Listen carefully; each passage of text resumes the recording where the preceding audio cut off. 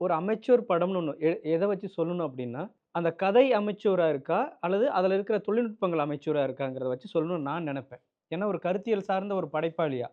ஏன்னா, நான் வந்து ஒரு கேமராமேன் கிடையாது. நான் ஒரு சவுண்ட் என்ஜினியர் கிடையாது. நான் ஒரு டெக்னீஷியன் கிடையாது. நான் படைப்பாளி. மக்கள்கிட்ட கருத்த சொல்றதுக்காக தான் நான் இயக்குனரா மாறியிருக்கேன். இல்லன்னா நான் ஒரு சவுண்ட் என்ஜினியரா போயிருப்பேன். நான் மல்டிமீடியா தெரியும். எனக்கு எடிட்டரா போயிருப்பேன். நான் ஒரு சிஜி ஆர்டிஸ்ட்டா போயிருப்பேன். அதுல எங்கேயாவது அமெச்சூர்னஸ் இருந்ததுன்னா, அது டெக்னிக்கல் விஷயங்க. ஆனா, ஒரு படம்ங்கிறது மக்கள்கிட்ட ஒரு கருத்த கொண்டு போய் சேர்த்துறதுக்காக தொழிற்புரட்சி காலங்கள்ல வந்து மக்கள்கிட்ட வந்து ஒரு விழிப்புணர்வை ஏற்படுத்துறதுக்காக உருவாக்கப்பட்ட ஒரு கருவின்னு நான் நெனைக்கிறேன்.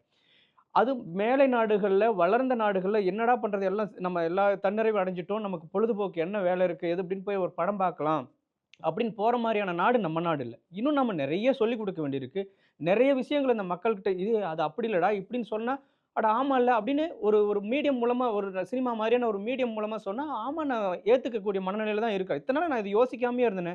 ஆமா டேய் ஒரு ஒரு ஹாஸ்பிட்டல்ல பொறந்த ஒரு 2 குழந்தைக்கு ஒரே மாரி ஜாதகம் எழுதுவீங்களான்னு கேட்டா, ஆமால்ல அப்படின்னு எடுத்துக்கக்கூடிய மனநிலையில தான் நம்ம மக்களோட மனநிலை இருக்கு அப்படிங்கும்போது, நான் அந்த சினிமா மூலமா எனக்கு தெரிஞ்ச இந்த மக்களுக்கு தேவையான சில கருத்துக்கள சொல்லணும்னு அப்படி நெனைக்கிறேன்.